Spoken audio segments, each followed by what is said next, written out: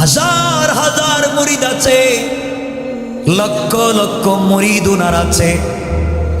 দুনিয়ার জমিনে অনেক বড় পাক্কা ব্যক্তি। এইভাবে দিন চলতেছে। ওনার জামানায় একজন বড় বুজুর্গ আলেম ছিলেন।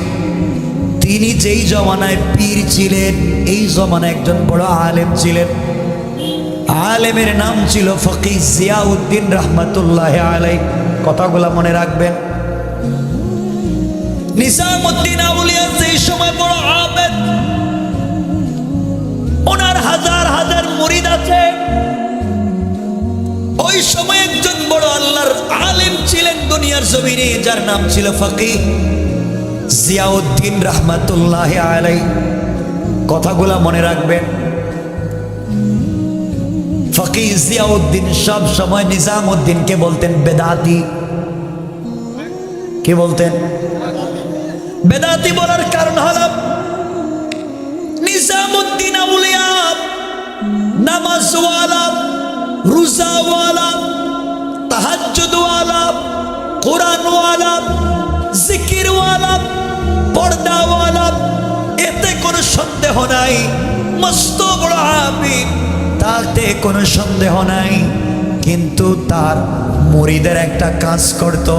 তিনি যেই জায়গায় বসে থাকতেন, মুরিদেরা বিভিন্ন সময় তার নাম নিয়া সামা করতো। সামা, সামা বুঝেন তো? এটা বুঝেন না? সামা বুঝেননি?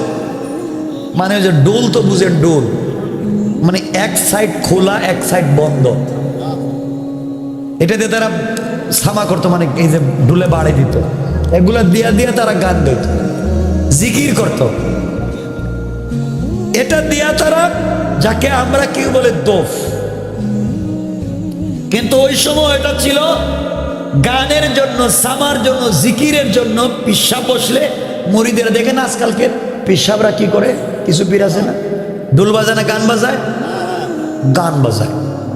তো নিজামুদ্দিন আউলিয়ার সময় এই গান ছিল না যে নারী পুরুষ এখানে নাচানাচি করে ল্যাংটা বাবার দরবারে।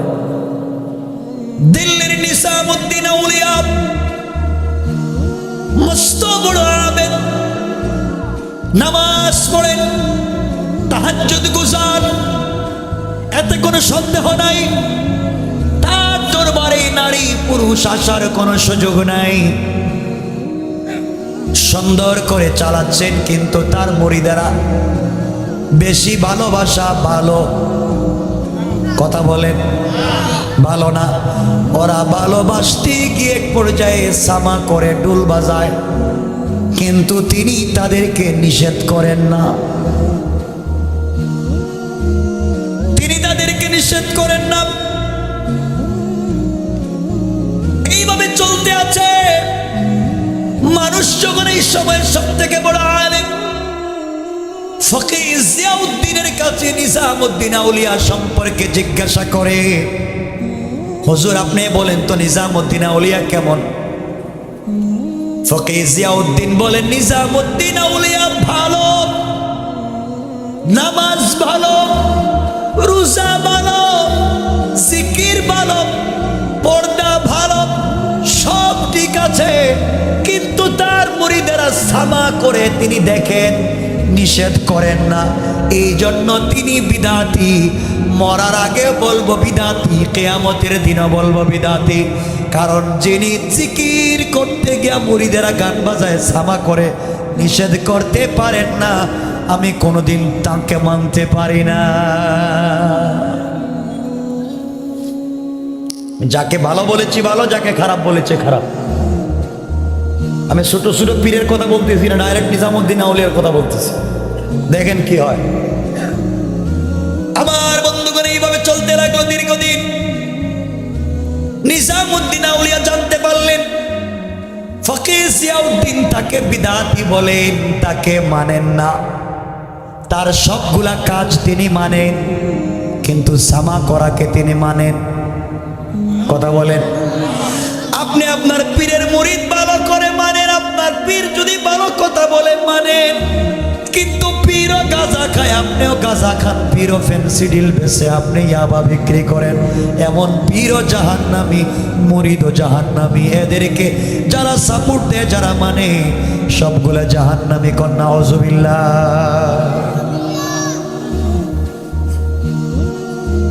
আমার বন্ধুগণ, একবার ফকির জিয়াউদ্দিন অসুস্থ হয়ে পড়লেন।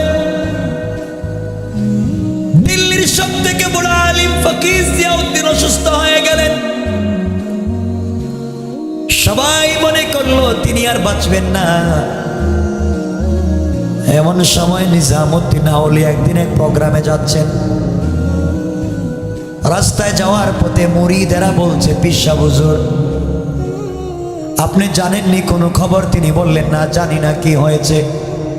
সবাই বলতেছেন, পীর সাহেব শোনেন, আপনাকে যেই ব্যক্তি সারা জীবন বিদআতি বলেছে, আপনাকে যেই ব্যক্তি কোনোদিন মানতে চায় না, পাবলিকের সামনে আপনাকে বিদআতি বলে ছোট করে, ফকির জিয়াউদ্দিন অসুস্থ, সাকারাত শুরু হয়েছে, মরে যাবে।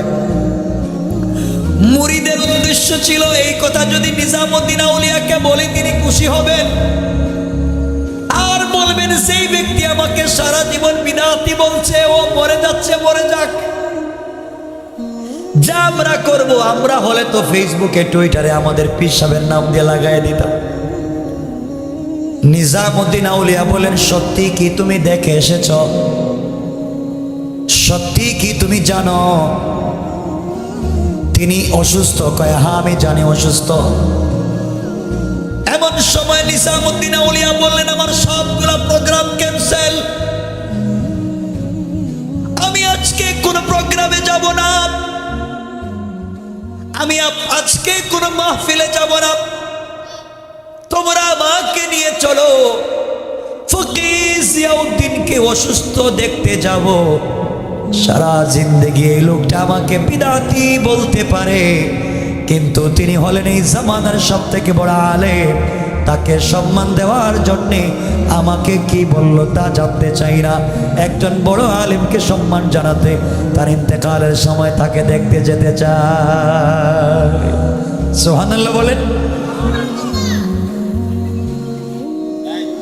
নিজামুদ্দিন আউলিয়া তার মুরিদদেরকে নিয়ে চলতে লাগলেন ফকির জিয়াউদ্দিনের বাড়ির দিকে। ফকির জিয়াউদ্দিনের বাড়িতে যাওয়ার পরে মেহমান খানায় তিনি বসে পড়লেন। নিজামুদ্দিন আউলিয়া তার খাদেমদেরকে বললেন, খাদেমেরা শোনো, তোমরা ফকির জিয়াউদ্দিনের খাদেমদের সঙ্গে কথা বলো, কথা বলে বলো আমি নিজামুদ্দিন আউলিয়া এসেছি, তার সঙ্গে দেখা করতে চাই, একটু সুযোগ দেওয়া যাবে কিনা। নিজামুদ্দিন আউলিয়ার খাদেম ফকির জিয়াউদ্দিনের খাদেমের সঙ্গে কথা বলে জিয়াউদ্দিনের সামনে পৌঁছে গিয়েছেন। ফকির জিয়াউদ্দিনকে বলছেন, বড় হুজুর, নিজামুদ্দিন আউলিয়া আপনাকে দেখতে এসেছেন, মেহমান খানায় বসে বসে আপনার অনুমতি চাচ্ছেন, আপনি অনুমতি দিলে তিনি আপনার সঙ্গে দেখা করবেন। ফকির জিয়াউদ্দিন শুয়ে আছেন, বসতে পারেন না, দাঁড়াতে পারেন না, এত অসুস্থ। তিনি বললেন, তুমি কে? তোমাকে আমি চিনি না। নিজামুদ্দিন আউলিয়ার খাদেম বলছে, আমি নিজামুদ্দিন আউলিয়ার খাদেম, আমাকে তিনি পাঠিয়েছেন দেখা করার জন্যে, আপনার সঙ্গে কথা বলার জন্য অনুমতি প্রার্থনা করেছেন। ফকির জিয়াউদ্দিন বললেন, তুমি চলে যাও। যে লোকটাকে সারা জীবন বিদআতি বলেছি, আমি হয়তো এখন ইন্তেকাল করব, না হয় কোন সময় মরবো জানি না, বিছানায় পড়ে গেছে, উঠতে পারবো না। যে লোকটাকে সারা জীবন বিদআতি বলেছি, আজকেও বেদাতি বললাম, আর আমি ইন্তেকালের আগে কোনো বিদআতির চেহারা দেখে মরতে চাই না। চিন্তা করতেছেন? চিন্তা করতেছেন? যা সারা জিন্দেগি বলেছি এখনো তাই বলবো। নিজামুদ্দিন আউলিয়ার খাদেম গরম রাগ হয়ে নিজামুদ্দিন আউলিয়াকে এসে বলছে, হুজুর বলছিলাম যেই লোকটা আপনাকে দেখতে পারে না, সারা জিন্দেগি আপনাকে দেখতে পারলো না, আজও মরার আগে আপনাকে দেখতে পারে না, সারা জীবন আপনাকে বিদাতি বলেছে, আজও বিদাতি বলে, আজকে বলেছে আপনার সব কাজ ভালো, আপনি সামা করলে কেন বাধা দেন না? এই জন্য তিনি আপনার সঙ্গে দেখাও করবেন না, কথা বলবেন না। তিনি চান মরে যেতে পারেন, মরার আগে কোনো বিদাতির সঙ্গে কথা বলবেন না। চলেন আমরা চলে যাই, তার সঙ্গে কথা বলবো না, দেখা করবো না। নিজামুদ্দিন আউলিয়া চোখের পানি ছেড়ে দিলেন আর খাদেমকে বললেন, ও খাদেম আবার যাও, আবার যাও, আবার গিয়া বলো, একটু দেখো না অনুমতি চেয়ে দেয় কিনা। আমাকে যত বিদাতি বলুক, আমাকে যত গালি দি, একজন বড় আলেম ইন্তেকালের আগে তার সঙ্গে দেখা করি, কিন্তু কেন? নবীদের পরে তো আলেমদের স্থান, নবীদের পরে ওয়ারাসাতুল আম্বিয়া তো উলামায়ে কেরাম, যার কাছে কোরআনের জ্ঞান আছে, আল্লাহ বলছেন তার চাইতে বড় কেউ নাই। সুতরাং উনি বড় আলেম, তাকে দেখা দরকার। আল্লাহ রাসূল বলেছেন, আলাইকুম বিমুজালাসাতিল উলামা, যারা আমি রাসূলের মজলিসে বসতে পারলো না, আমি নবীর অনুষ্ঠানে বসতে পারলো না, আমার অনুষ্ঠানে বসলে, আমার কথাগুলো শুনলে যেভাবে জিন্দেগির সগীরা গুনাহ মাফ হয়ে যায়, কেউ যদি হাক্কানি উলামায়ে কেরামের মজলিসে বসে, আলেমদের চেহারার সঙ্গে তাকায়া থাকে, আলেমদের চেহারার দিকে তাকায়া থাকে, আল্লাহ রাসূল বলেছে তাদের জিন্দেগির গুনাহগুলো মাফ হয়ে যাবে। কোন সুবহানাল্লাহ। এই জন্য আমার মুসলমান বন্ধুগণ, নিজামুদ্দিন আউলিয়া বললেন, খাদেম রে আবার যাও, খাদেম আবার যাও, গিয়ে কথা বলে দেন, ফকির জিয়াউদ্দিন আমাকে অনুমতি দেয় কিনা। নিজামুদ্দিন আউলিয়া অহংকার করলেন না, কারণ আল্লাহ কোরআনে কারীমের 19 নম্বর পারা 25 নম্বর সূরা আল ফুরকানের 63 নম্বর আয়াতে বলেছেন, যারা আল্লাহর গোলাম ওলি হবেন, পীর হবেন, তাদের কোয়ালিটি কি, আল্লাহর গোলামের গুণ কি আল্লাহ বললেন। আবার আল্লাহ বললেন, ওয়া ইবাদুর রাহমানিল্লাযীনা ইয়ামশুনা আলাল আরদি হাওনা।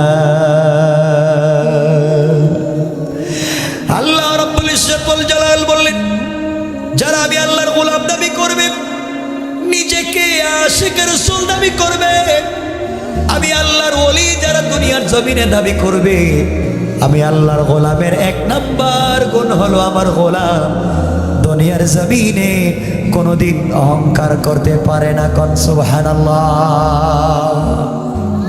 আল্লাহকে মানেন, আল্লাহকে বিশ্বাস করেন, সকল সময়ে আল্লাহর উপরে ঈমান রাখেন, দেখবেন আল্লাহ আপনাকে সকল বিপদ থেকে বাঁচাইয়া দিবেন। দিবেন না ইনশাআল্লাহ? যত বড় অসুস্থ হয়ে যায় আল্লাহর কাছে চাইব। আল্লাহ বলেছেন, গোলাম যত বড় অসুস্থ হ, তুই আমার কাছে চা, কারো কাছে চাইস না, আমি আল্লাহ তোকে সুস্থ করে দিতে পারি। হযরত আইয়ুব আলাইহিস সালাম দীর্ঘ 18 বছর অসুস্থ। কয়দিন? অসুস্থতার কোয়ালিটি জানেন? অসুস্থ হতে হতে পা থেকে মাথা পর্যন্ত পুরো বডি পচে গেছে। পচে এমন দুর্গন্ধ বের হয়, 1-2 কিলোমিটার দূর থেকে দুর্গন্ধ শোনা যায়, নাকে লাগে। পুরা বডি থেকে পোকা বের হয়, মাথা থেকে পোকা, নাক থেকে পোকা, কান থেকে পোকা, হাত থেকে পোকা, পা থেকে পোকা, পেট থেকে পোকা, শুধু পোকা আর পোকা। এই মানুষটার বডির কোনো জায়গা ভালো আছে? এত অসুস্থ। যেই দিন আইয়ুব আলাইহিস সালামের জিহ্বাটাও পচে যাচ্ছে, আল্লাহর কাছে বলছেন, আল্লাহ আমার পুরা বডিটা পচে গেছে, তোমাকে কিছু বলি নাই, আমার পুরা বডি থেকে গন্ধ আর পোকা বের হয়, তোমাকে কিছু বলি নাই। আল্লাহ শুকরিয়া ছিল যে তুমি আমার জিহ্বাটা ভালো রাখছো, আল্লাহ আমার সারা বডি পচায়া দাও, আমার আপত্তি নাই, কিন্তু আমার জিহ্বাটা পচাইয়া পোকা দিও না। আল্লাহ বলছেন আইয়ুব কেন কেন? আল্লাহ এই জিহ্বা দিয়ে আমি যত কষ্টে থাকি আমি যেন তোমার নামের জিকির করতে পারি। আল্লাহ বলেন আইয়ুব এত কষ্টে থাকার পরেও, পুরা বডি পচে গেছে, এত কষ্টে থাকার পরেও আমি আল্লাহকে বলে যাও নাই, শুধু জিহ্বাটা ভালো থাকবার জন্য আমি আল্লাহর কাছে চাইলাম। আমি আল্লাহ খুশি হইয়া তোমাকে সুস্থ করে 32 বছরের যুবক বানাইয়া দিলাম। সুবহান আল্লাহ। পারেন? কথা বলেন পারেন? পারেন, আল্লাহ পারেন। এজন্য আমার মুসলমান বন্ধুগণ, কষ্ট হচ্ছে আপনাদের? নিজামুদ্দিন আউলিয়ার খাদেম আবার গিয়েছে, আবার গিয়ে বলছি 2 নাম্বার বার হুজুর নিজামুদ্দিন আউলিয়া আমাকে পাঠিয়েছেন, আপনি তার সঙ্গে একটা বার দেখা করবেন। তিনি আসছেন, আপনার সঙ্গে দেখা করতে চায়। নিজামুদ্দিন আউলিয়া বললেন, একবার বলেছি তার সঙ্গে দেখা করব না, আবারও বললাম দেখা করব না, এখান থেকে চলে যাও। নিজামুদ্দিন আউলিয়ার খাদেম এসে বলছে হুজুর 2 নাম্বার বার গিয়েছি, আমাকে তাড়াইয়া দিয়েছে, এখন চলেন তো চলে যাই। নিজামুদ্দিন আউলিয়া বললেন 2 বার গিয়েছো, তাড়াইয়া দিয়েছে, আরেকটা বার গিয়া দেখো না সুযোগ দেয় কিনা। কত দিল নরম করে ফেললেন, কত ছোট হয়ে গেলেন, আরেকবার গিয়া দেখো দেখা করার সুযোগ দেয় কিনা। খাদেম বলছে হুজুর আমি আর যাবই না, 2 বার গিয়েছি, আমাকে বিতাড়িত করে দিয়েছেন, আর যাব না, এখন আমি গিয়ে কি বলবো? নিজামুদ্দিন আউলিয়া বললেন বাবা যাও, এখন গিয়া তুমি তার কাছে ওই কথা বলবা যে নিজামুদ্দিন আউলিয়া তার জিন্দগিতে যত কোনোভাবে যদি কোনো বিদাত করে থাকে, কোনোভাবে চলার পথে যদি কোনো অন্যায় করে থাকে, আপনার ইন্তেকালের আগে আপনার সঙ্গে দেখা করে তওবা করে বিদাত কাজ ছাড়তে চায়। সুবহানাল্লাহ বলেন। সবগুলো বিদাত কাজ ছেড়ে দিতে চায়, এই জন্য তওবা করবার জন্য আপনার কাছে আসতে চাই।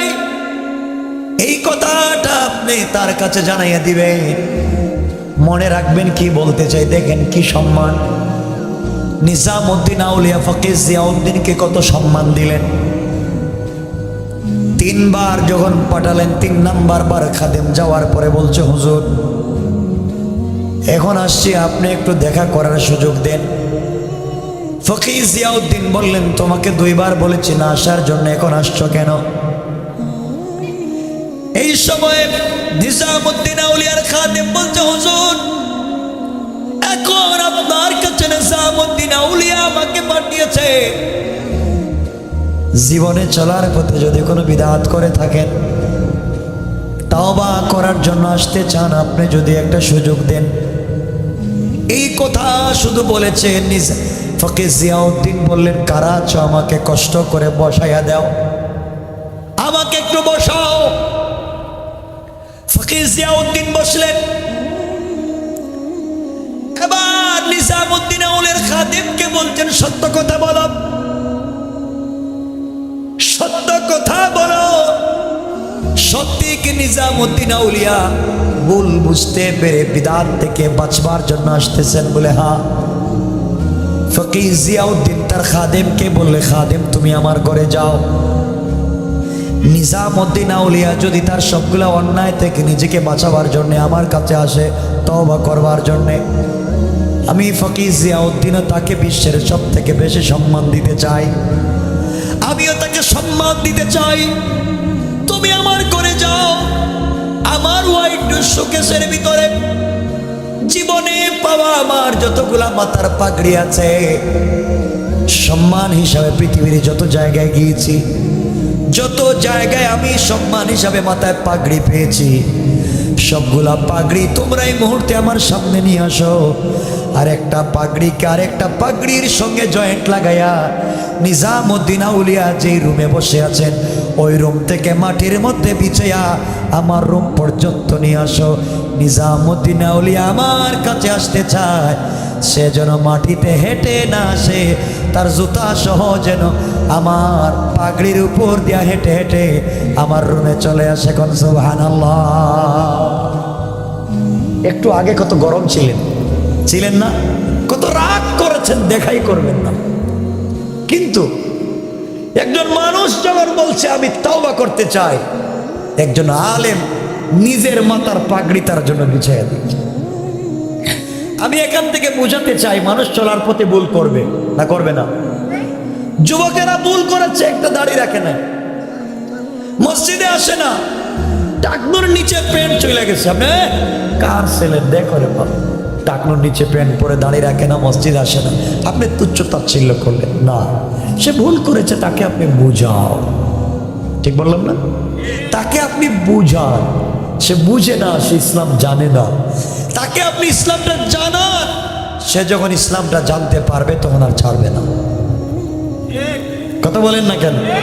সে যখন ইসলাম জানবে তখন ছাড়বে না। এজন্য তাকে ইসলাম জানান।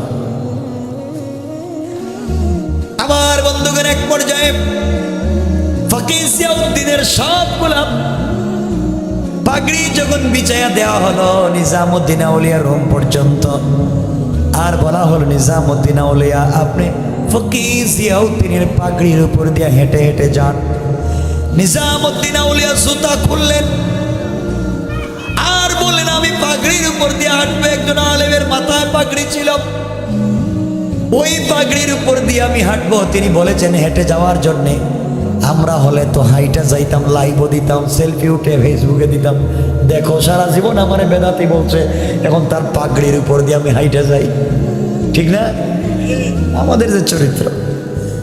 নিজামুদ্দিন আউলিয়া নিজের জুতা করলেন, পাগড়ির উপর দিয়ে হাঁটলেন না, পাগড়ি গুলাকে মাটি থেকে উঠাতে লাগলেন আর নিজের মাথায় পেঁচাতে লাগলেন। আর বললেন ফকির জিয়াউদ্দিন যেই পাগড়ি মাটিতে বিছাইয়া দিয়েছেন, আমি ওই পাগড়িটা মাথায় পেঁচাইয়া নিলাম। আর এটাই হচ্ছে ফকির জিয়াউদ্দিনের পক্ষ থেকে আমাকে সব থেকে বড় সম্মান। কোন সুবহানাল্লাহ। আল্লাহু আকবার বলেন। আল্লাহ বলছেন আফামান শারাহাল্লাহু সাদরাহু লিল ইসলাম ফাহুয়া আলা নূরিম মির রাব্বিহ।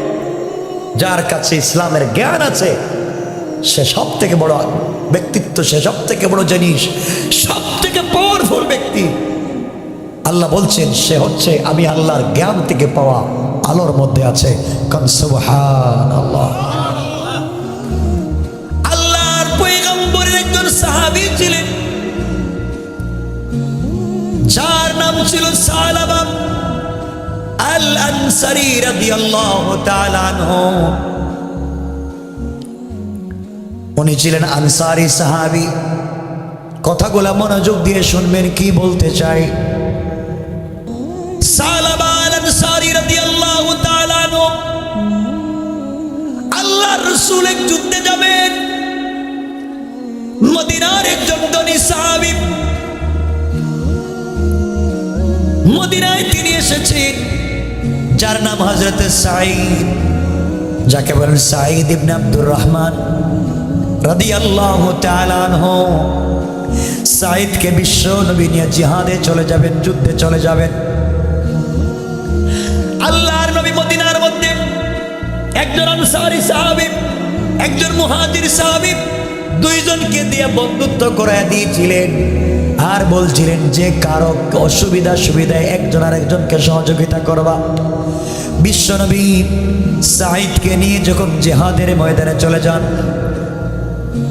যাওয়ার সময় সাঈদ হযরত সালাবাতুল আনসারীকে বলছিল আমার ভাই, আমি জিহাদে বিশ্ব নবীর সঙ্গে চলে যাই, তুমি আমার বাড়িটা দেখে রাখবা। আমার স্ত্রী ঘরের ভিতরে থাকে পর্দানশীল, তুমি আমার স্ত্রীকে দেখে রাখবা। আমি জিহাদে যাই, রাসূল পাকের সঙ্গে চলে গেলাম, তুমি দেখে রাখবা। এই কথা বলে সাঈদ ইবনে আব্দুর রহমান সালাবাতুল আনসারী সাহাবীকে বললেন, রসুলের সাহাবীকে বললেন, বাইরে তুমি আমার বাচ্চা, আমার পরিবার, আমার সম্পত্তি, আমার বাগান, আমার স্ত্রী সব কিছুকে তোমার কাছে আমানত রেখে গেলাম। আমি জিহাদে চলে যাই, তুমি আমানতকে রক্ষা করে চলবা। নবীজির সঙ্গে চললেন জিহাদের ময়দানে। আমার বন্ধুগণ, কি বুঝাতে চাই মনোযোগ দিয়ে শোনাব। হযরত সাঈদ বিশ্ব নবীর সঙ্গে চলে গেলেন। দীর্ঘদিন পর্যন্ত নবীজির সঙ্গে জিহাদে ছিলেন। এদিকে সালাবাতুল আনসারী রাদিয়াল্লাহু তাআলা আনহুর কাছে আল্লাহর পয়গম্বরের সাহাবী যে কোনো সময় যে কাউকে শয়তান ধোঁকা দিতে পারে কিনা, কথা বলেন না কেন? মনে রাখবেন, যে কোনো সময় যে কাউকে শয়তান ধোঁকা দিতে পারে, তারই ক্ষমতা আছে। আল্লাহর কাছে শয়তান বলেছিল, আল্লাহ তাআলা তুমি যখন আমার জিন্দেগীর সকল আমলগুলোকে বরবাদ করে দিয়েছ, হাজার হাজার লক্ষ লক্ষ বছরের সালাতকে বরবাদ করে দিয়েছ, আমার অত ইবাদতগুলোকে নষ্ট করে দিলা। আল্লাহ তাআলা পৃথিবীতে এমন কোনো জায়গা নাই যেখানে শয়তান আল্লাহকে সিজদা করে নাই। পৃথিবীতে আল্লাহ এমন কোন কিতাব নাযিল করেন নাই যেই কিতাবের জ্ঞানী শয়তান ছিল না। তুমি আর আমি তো হয়তো কোরআনের হাফেজ, তুমি আর আমি হয়তো একটা কিতাব মুখস্থ পারি, কিন্তু আল্লাহ যত কিতাব দুনিয়ার জমিনে নাজিল করেছেন, শয়তান সব কিতাবের হাফেজ ছিল। তুমি আর আমি হয়তো 2-4টা মসজিদে সিজদা দিয়েছি আল্লাহকে, আর শয়তান এই জমিনের পূর্ব থেকে পশ্চিম, উত্তর থেকে দক্ষিণ, গোটা দুনিয়ার সকল জায়গায় আল্লাহকে সিজদা করেছে। এত বড় ইবাদত গুজার হওয়ার পরেও যেই সময় আল্লাহ বলেছিলেন একটা হুকুমের কথা মানল না, আল্লাহ তাকে রাজিম শয়তান বানাইয়া দিলেন, বিতাড়িত শয়তান বানাইয়া দিলেন। এমন সময় শয়তান আল্লাহকে বলেছিল, আল্লাহ তাআলা আমি এত ইবাদত করেছি, এত সালাত আদায় করেছি, এত নামাজ পড়েছি, এত রোজা রেখেছি, সব কিছু আপনি বরবাদ করে দিয়েছেন শুধুমাত্র কেবলমাত্র একটা হুকুম না মানার কারণে। শয়তান হুকুম মানে নাই কয়টা? কথা বলেন। আল্লাহ বলেছিলেন আদমকে সিজদা কর, একটা মাত্র হুকুম সিজদা করার কথা বলছেন, মানে নাই। আল্লাহ রব্বুল ইজ্জত ওয়াল জালাল তাকে শয়তান বানাইয়া দিলেন। আর আমরা তো আল্লাহর কোনো একটা হুকুম মানি না। এরপরে আমরা বড় মানুষ, মনে রাখবেন শয়তান আল্লাহকে বলেছে, আল্লাহ তাআলা আমি এত ইবাদত করলাম, সবগুলাকে আপনি ধ্বংস করে দিয়েছেন। আগমনী তোমার কাছে আমি চাই। দেখেন শয়তান জানতো আল্লাহর কাছে না চাইলে কিছু পাওয়া যাবে। শয়তান জানতো, কিন্তু আমরা জানি না। শয়তান আল্লাহর কাছে বলছে, আল্লাহ তাআলা তুমি যেহেতু আমাকে শয়তান বানাইয়া দিয়েছ, আমাকে মারদুদ বানিয়ে দিয়েছ, আমাকে বিতাড়িত করে দিয়েছ, আল্লাহ তাআলা তোমার কাছে আমি চাইলাম কিয়ামত পর্যন্ত তুমি আমার হায়াতকে বাড়াইয়া দাও। শয়তান জানে আল্লাহর কাছে না চাইলে কেউ দিতে পারবে। আল্লাহ বললেন, শয়তান রে যা, তোর হায়াতকে কিয়ামত পর্যন্ত বাড়াইয়া দিলাম। এবার শয়তান বলছে, আল্লাহ তাআলা তুমি আমাকে একটু শক্তি দাও। আল্লাহ বলেন, শক্তি দিলাম। আল্লাহ আর একটু শক্তি দাও। কেমন শক্তি চাস? আমি যেন তোমার বনি আদমের রক্তে রক্তে, ব্লাডে ব্লাডে, রগে রেশায় ঢুকে ঢুকে ধোঁকা দিতে পারি। আল্লাহ বলেন, যা তোকে শক্তি দিলাম, তুই আমার গোলামকে ব্লাডের সঙ্গে মিশে মিশে ধোঁকা দিতে পারবে, যা। আল্লাহর কাছে বলছে, আল্লাহ আর একটু শক্তি দাও। কি শক্তি দিব? আমি যে কোনো সময় যে কোনো রূপ যেন নিতে পারি। আল্লাহকে দিলাম। আল্লাহ আরো শক্তি দাও, কি চাস? আয় আল্লাহ তাআলা আমি যেন দিনে ধোঁকা দিতে পারি, রাতে ধোঁকা দিতে পারি, জাগ্রত থাকতে ধোঁকা দিতে পারি, ঘুমের মধ্যে ধোঁকা দিতে পারি, সরাসরি সামনে না আইসা মনের ভিতরে ধোঁকাটা যেন দিতে পারি, এই শক্তি দাও। আল্লাহ বললেন, শয়তান রে, তোকে এই শক্তি দিলাম, যা। শয়তান এবার সবগুলা শক্তি পাইয়া, সবগুলা ক্ষমতা পাইয়া মুস্কে হাসে আল্লাহকে বলতেছে, আল্লাহ তাআলা জাহান্নাম কয়টা বানাইছো? আল্লাহ বলেন, জাহান্নাম বানাইছি 6টা, 6টা স্তরে জাহান্নাম বানাইছি। শয়তান বলে, আল্লাহ তোমার জাহান্নাম আরো বাড়াইতে পারো। ও কেন? আল্লাহ তাআলা এই জাহান্নাম দিয়ে লাভ হবে না, আরো বাড়াও, কারণ তোমার যতগুলা বনিয়াদম দুনিয়ায় আছে একটাও জান্নাতে যাবে না, সবগুলাকে ধোঁকা দিয়ে আমি জাহান্নামে দিব। নাউজুবিল্লাহ।